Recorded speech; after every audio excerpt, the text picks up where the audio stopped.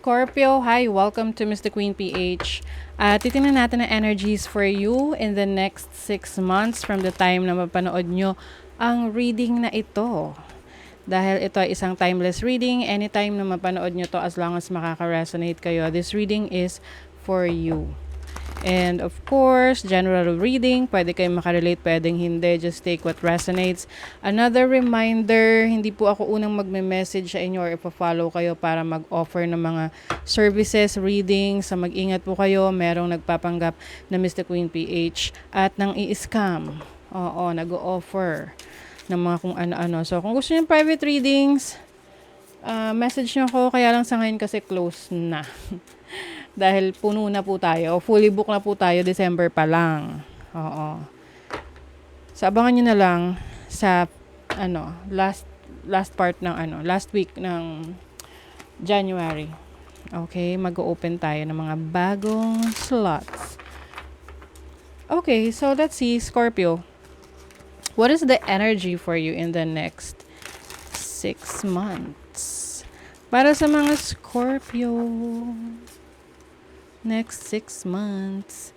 Individuality, ayan. So, you are focusing on yourself. You are focusing on improving yourself as well. Meron kang some of you are healing.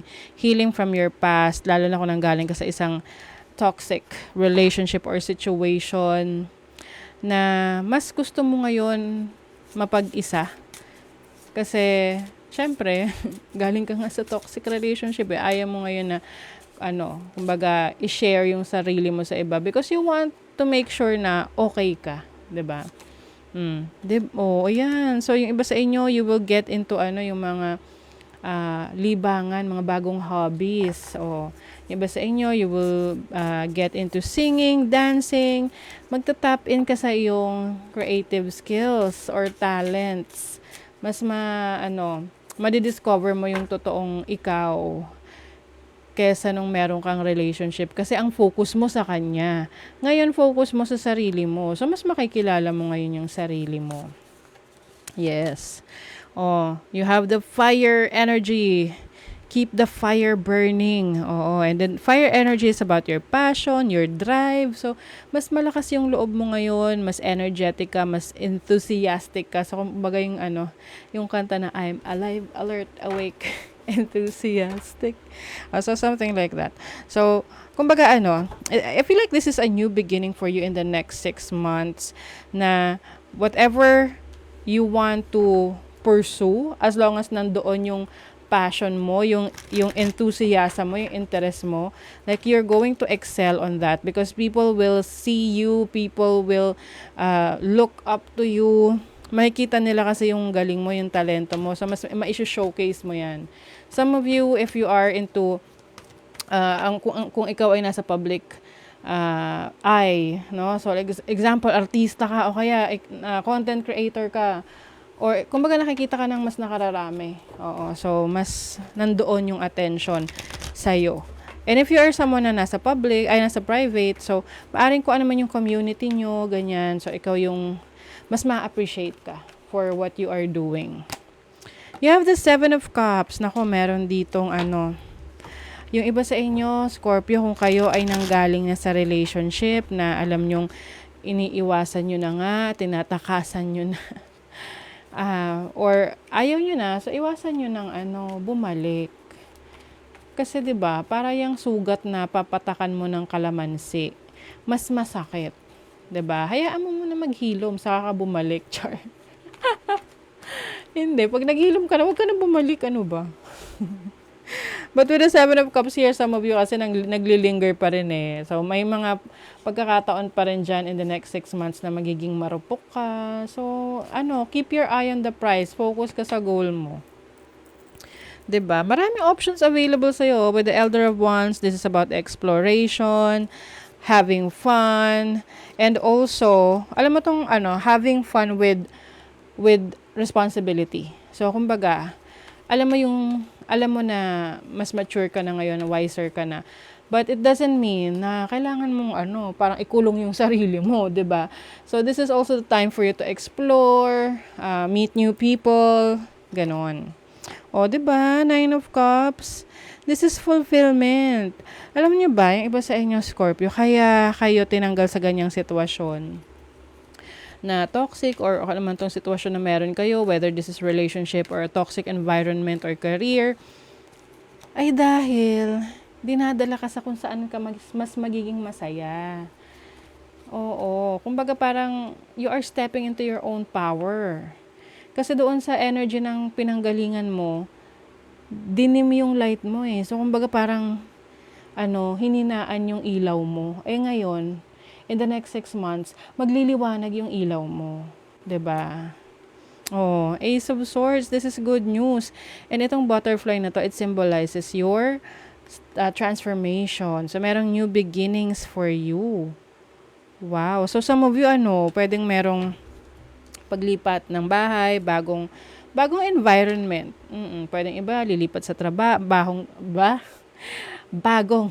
Minsan kasi ang bilis ng ng mga messages eh. Nag-uunahan siya sa bibig ko. Anyway, may bagong trabaho, ayan. So, may new inspiration. So, embrace mo tong new inspiration mo. Kasi you'll never know na ito na pala yung daan papunta sa iyong destiny. Sa life's purpose mo. 'Di ba? O, sa naman, kaperahan. Tingnan natin, kaperahan for Scorpio. Oh my God, look at that. Oh, i-claim mo na to, you are meant to be successful. 'Di ba? Yeah. O, law and order. Yung iba sa inyo, you are meant to be successful in a career na may authority or a career na kung saan ikaw yung boss. Oo. So, pwedeng sa government o kaya nasa finance ka. Yung iba sa inyo, meron kayong maipaprocess ng mga documents na kailangan nyo for the business. So, pwedeng iba sa inyo, ito ay negosyo na sisimulan nyo kasi maraming energy rito of new beginnings, no? Oo. So, this can be a new beginning in your career or business. Ayan. Oh my God. Diba sabi ko sa inyo, mas makikita kayo, it's time to be seen and show your talent to the world. Ito yung sinabi ko eh. Kinonfirm na, kinonfirm na. Your business is getting more audience at this moment. So, pag sinabi natin business, hindi lang yan negosyo. Ibig sabihin, your business. Like, what do you do? Ano yung pinagkakaabalahan mo? Kaya nga sasabihin na, anong ginagawa mo? It's none of your business. 'Di ba? Kasi nga, ibig sabihin, wala silang pakialam sa ginagawa mo. 'Di ba? So, for you, this is your own business. This is what you do. Ito yung kung saan ka kumikita ng pera. So, mas makikita ka ngayon. Mas mapapansin ka. Sa relationship, may true love. Kayo na. Siya na all my true love. Oh my God. Ang bilis naman. Ang bilis naman matapos. Nakakaloka. Kaya ayoko nagsa-side comment eh. Nagji-jink. Sorry na, Scorpio. Okay. So, yung iba sa inyo, Scorpio, in the next 6 months, maaring you feel like nasa relationship ka na, this is true love. Tapos, boinks, may deception. May panloloko. 'Di ba? So, kasi yan eh, kung ano yung kailangang matutuklasan yan in the next 6 months. That may lead to ending ng isang relationship. So, ganun talaga. Minsan, tinan mo, ang kulit ng ko, ng computer ko, wait lang. Ayan. Nawawala yung monitor ko eh. So, anyway, ayun nga.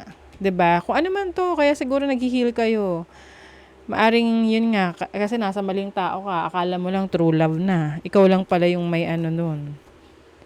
Akala mo lang pala. 'Di ba? Hindi kasi nagiging totoo sa sarili, no? Pwedeng itong person that you're dealing with, hindi siya nagpakatotoo sa'yo. Ouch. Okay, so yan, meron kang pag-aaralan. Maaring dito mo ibubuhos yung interest mo, yung attention mo sa bago mong, can be bagong work, bagong career. You're feeling lost sometimes. I know that happens. Lalo na kung umikot ang mundo mo sa taong to, tas biglang, oops, nawala na yung iniikutan mo. 'Di ba? So, hindi ka lang nalito, nahilo ka pa. You're feeling lost. But you know what? You will have the strength that you need, no? Yung lakas na kailangan mo para ma-overcome mo yan. So, some of you, itong relationship issue can be, yan yung pwedeng you will be dealing with in the next 6 months. Siyempre, general reading, no? So, kung hindi mo feel, edi hindi para sa'yo. Yung reading, ganun lang naman yun. Okay, let's see what else. What else? Uy, may celebration, oh. Look forward to this celebration. Ito na yung sinasabi ko sa inyo na pwedeng may new beginning. Kaya ka nga tinanggal dyan, eh. Sa isang relasyon, sitwasyon. Dahil hindi kayo meant to be. You are meant for someone. O, diba? Pero nateksyonan ka. Lagi niyong isipin, yung redirection is protection. Kasi akala mo, ito na yung direction tinatahak mo, tapos bilang, oops, di pala. Kailangan mo palang kumambyo kung saan. Yun yung protection mo. Kasi hindi mo na kailangan pagdaanan dun dahil mas mapapahama ka, diba? So, ayun, that is your reading, Scorpio. Thank you so much. See you again.